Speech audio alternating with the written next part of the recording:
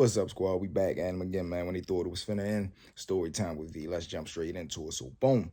One day we down the shopping center. So now, like I told y'all, the shopping center is a wild, crazy, serious little spot where a lot of things go down at. So, boom.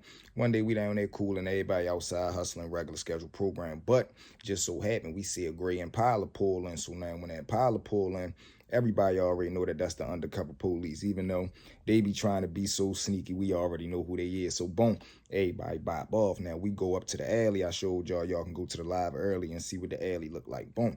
We goes in the alley, post up, everybody roll up a be cool and doing a 1-2. By the hour or two go by, now we goes back down to the shop. But at this point, now it then went from daytime to now it's nighttime. So when we get down there, it's dark outside. Boom, like I told y'all, I got the corner store right there. We right there cooling. Little dude come down out of the blue. Now, like I told you, he jumps out of a taxi cab. Boom. Let me back up.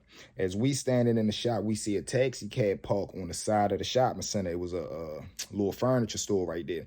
He gets off on the side. Now he start walking down. Now what throw us off is he don't got a mask on, but he got his hoodie over his head, and it's like his hoodie is a little bit closed, but it's open enough to where as though he can still see if he raises his head, and he can see where he walking at if his head looking down. Boom, he walks into the bar. He walked into the bar. All we hear is like a little sound effect. Brrr. We hear like some noise. So whole time, I guess he goes in there and try to steal the bottles, or he try to rob them. He try to do whatever he gonna do. Now, unbeknownst to us, we looking for the gray Impala that pulled in earlier. Whole time, it's a black Sonata that's parked in the corner of the shopping center. But to be honest, we could have got knocked off. If we was out there doing something that we weren't supposed to be doing, we would have got knocked off. Thank God we just was out there cool and chilling, smoking Black and Miles, talking. We just was playing the shopping center for real that night. So boom, when they hear the commotion, I guess they pulls in front of the store. When they pull in front of the store, they look in. They must see that he got a weapon in his hand in there doing whatever he doing. Now the little Chinese pop that own the store, the people that work in there is him, his wife, and they got 2 kids that's in there, 2 younger kids. They probably like 12, 13 years old. So in my mind, only thing that I can picture that happened is Shorty went in there, did whatever he tried to do. Pop must have been trying to defend his family. They get into a tussle. But now when the police pull in front of the store and he looking through the glass, he can see that the dude who got dropped off by the furniture store, he got a weapon in his hand. Now what it is, I don't know. We see the police jump out. He runs in there. Now when he run in there, all you hear is him say, "Freeze, put the weapon down." Now, of course, that get all our attention because at first we just thinking, all right, they might be in there fighting, whatever the case may be. But once we seen the police pull up there and he get out and do whatever he doing, now we like, oh no, something real serious going on in that motherfucker. Not even 5-10 minutes later, you just see police at the police pulling in. Boom, whole time they finally gets him down. They bringing him out. As the police bringing him out, I hear the police that got him handcuffed say, "Man, do you know what type? You know you could have got yourself hurt, man. You running around with a BB gun. We don't know what's in your hand. We could have did X, Y, and Z to you." Man, we sitting there looking at this fool like he came down and tried to rob the bar with a BB joint, man. A BB joint. Whole time him not knowing if the police would have pulled up and looked at him in a whole nother light, things could have got a little ugly for him. But y'all know what it is, man. Wicked and wild situation. So with that being said, let's jump into story number 2. Now, mob story number 2, man, another wicked and wild one. So, boom, we got the little old head around here named Tony.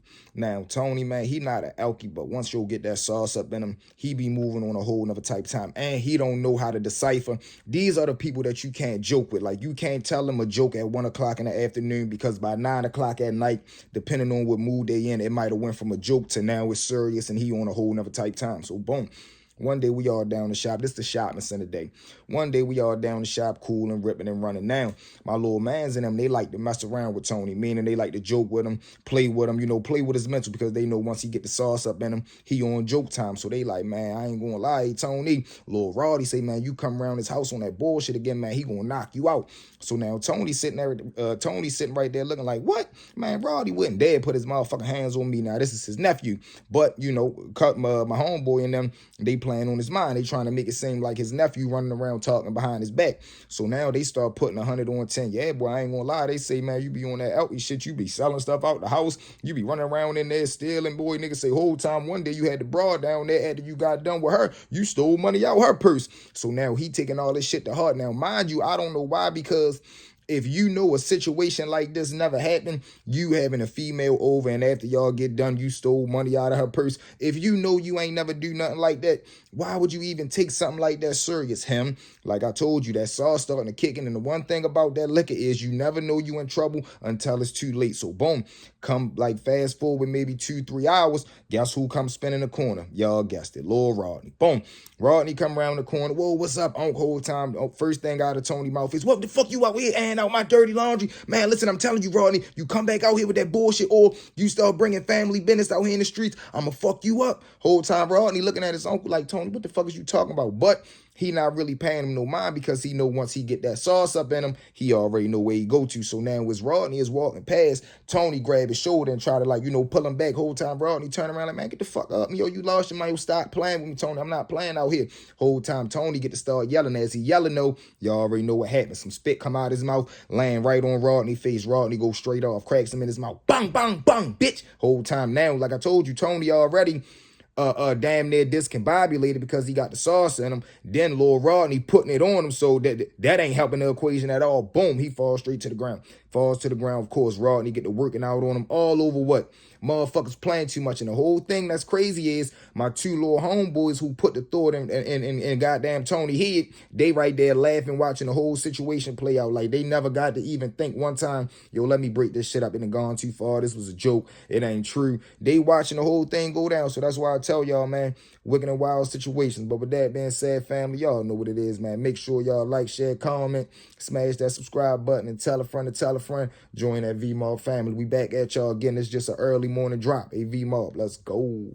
Just kicking it off, we big Joe. Drop that same Jordan, just goes 35. Even just now, get back, 10,000, 15,000.